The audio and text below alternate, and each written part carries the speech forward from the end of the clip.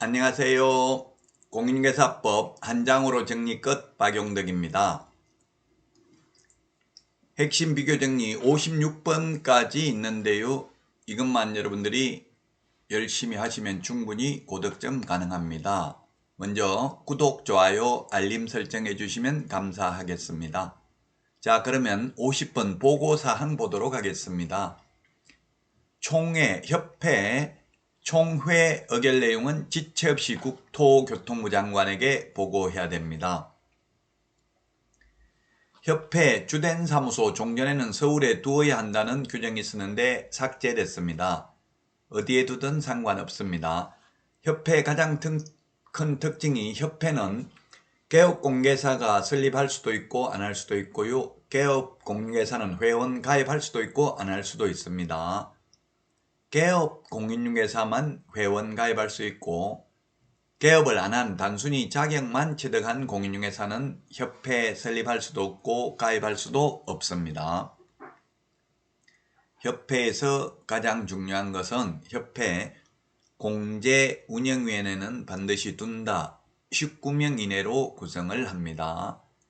자, 그 다음에 2번입니다. 자격 취소 5일 이내 국토교통부 장관에게 보고하고 다른 시도지사에게 통지해야 됩니다.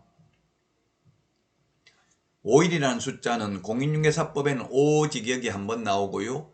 부동산 거래 신고 등에 관한 법률에서 토지거래 허가구역 지정 공고하면 5일 후에 효력이 발생합니다.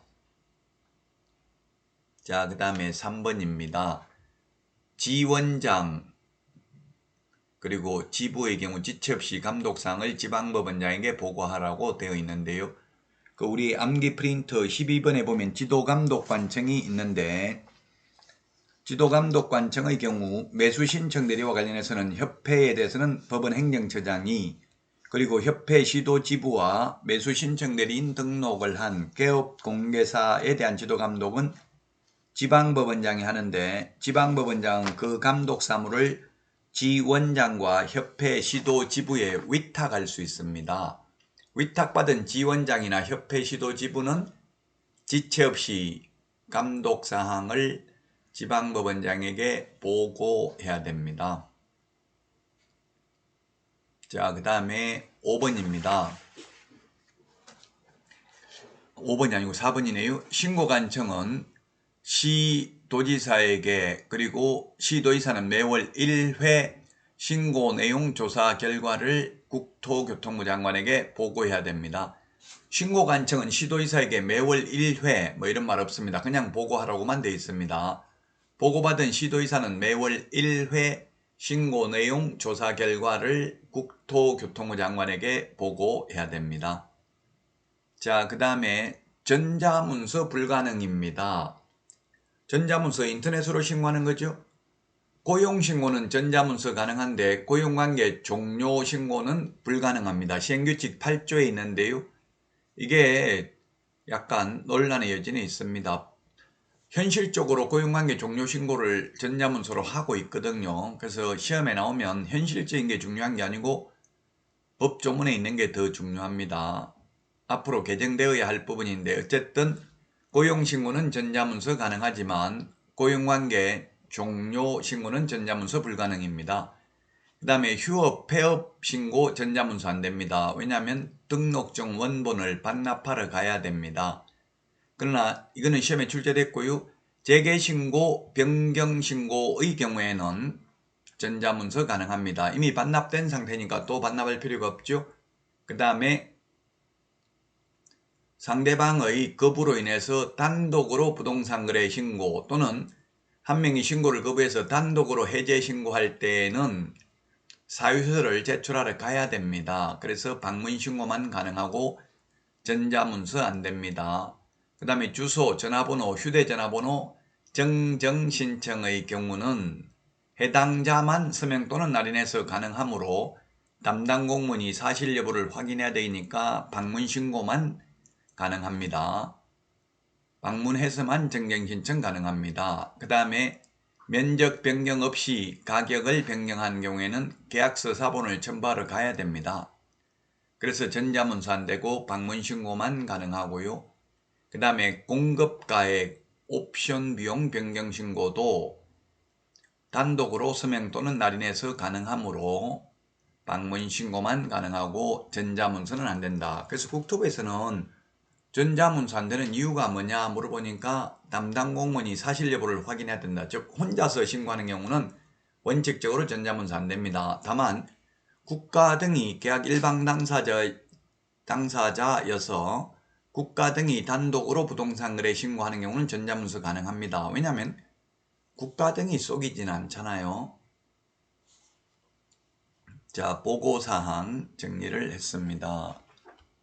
그러면 관련 문제를 풀어보도록 하겠습니다.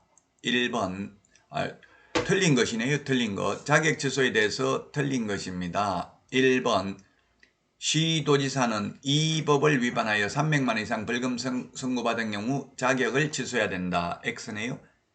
자격 취소 사유는 부양지역 이렇게 암기를 했죠.